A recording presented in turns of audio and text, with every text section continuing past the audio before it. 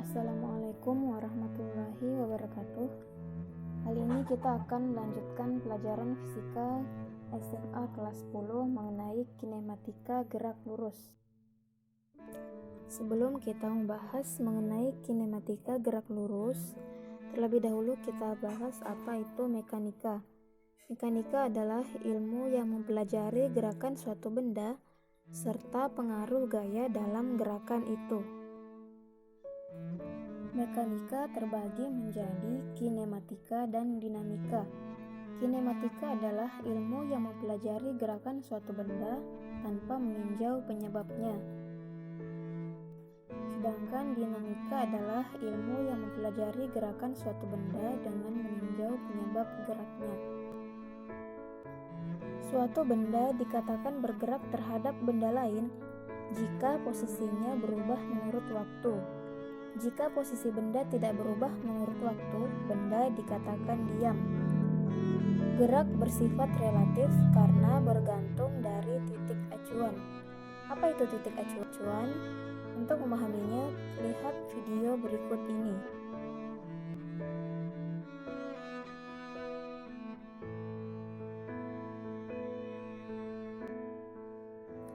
Dalam video tersebut, menurut orang yang berada di pinggir jalan, orang yang naik mobil sedang bergerak dan jalan adalah lintasannya.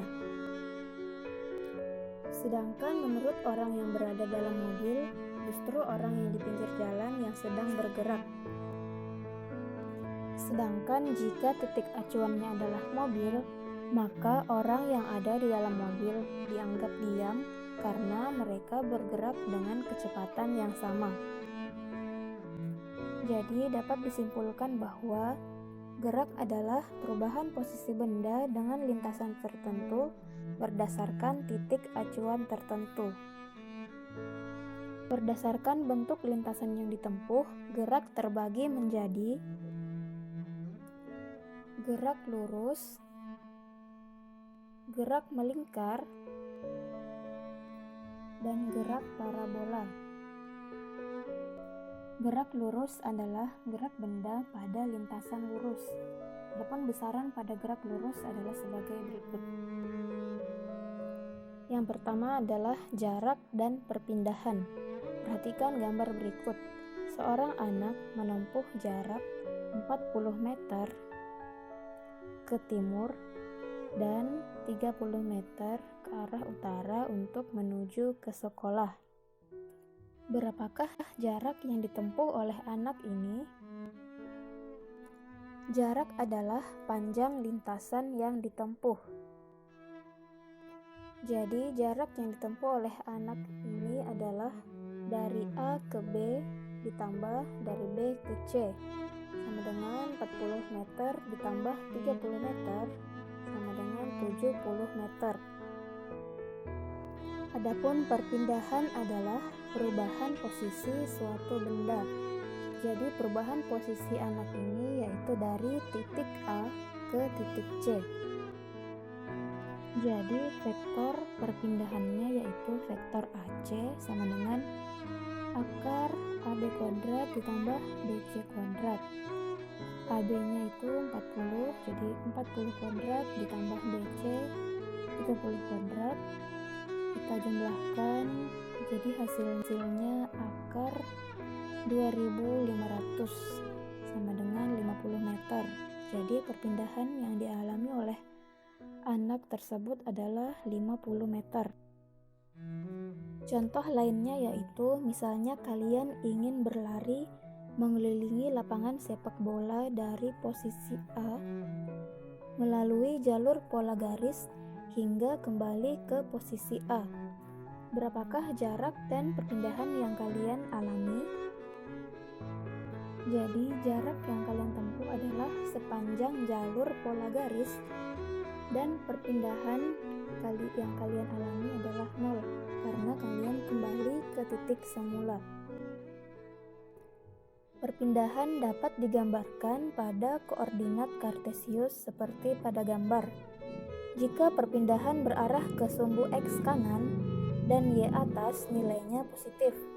Jika perpindahan berarah ke sumbu minus X atau ke kiri dan minus Y atau bawah, maka nilainya negatif. Misalnya, Tata berangkat ke perpustakaan menggunakan mobil dan menempuh jarak 3 km. Saat kembali ke rumah, ia berhenti di pom bensin dan menempuh jarak 1 km. Berapakah jarak dan perpindahan Tata? Jarak merupakan besaran skalar, sehingga tidak memperdulikan kemana arahnya. Jadi total jarak tempuh yang ditempuh oleh Tata adalah 3 km ditambah 1 km, sama dengan 4 km. Sedangkan perpindahan merupakan besaran vektor, sehingga kita memperhatikan kemana arahnya. Pada awalnya, Tata menempuh jarak 3 km ke kanan, kemudian ke kiri sejauh 1 km. Jadi perpindahannya adalah 3 km dikurang 1 km sama dengan 2 km. Kelajuan atau speed adalah jarak yang ditempuh tiap satuan waktu. Karena jarak merupakan besaran skalar, maka kelajuan juga merupakan besaran skalar. Kecepatan atau velocity adalah perpindahan yang ditempuh tiap satuan waktu. Kecepatan merupakan besaran vektor karena turunan dari perpindahan yang merupakan besaran vektor juga.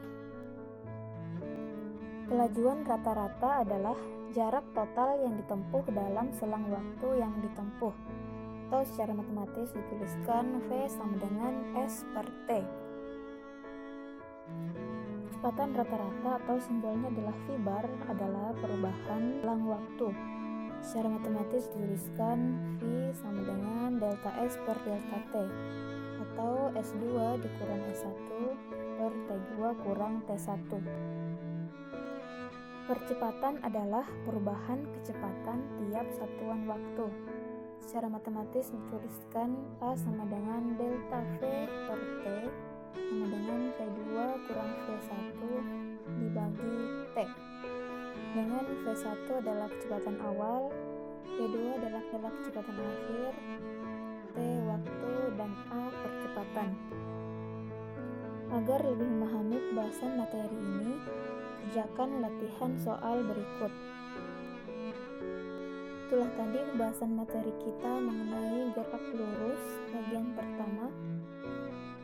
Terima kasih atas perhatiannya. Wassalamualaikum warahmatullahi wabarakatuh.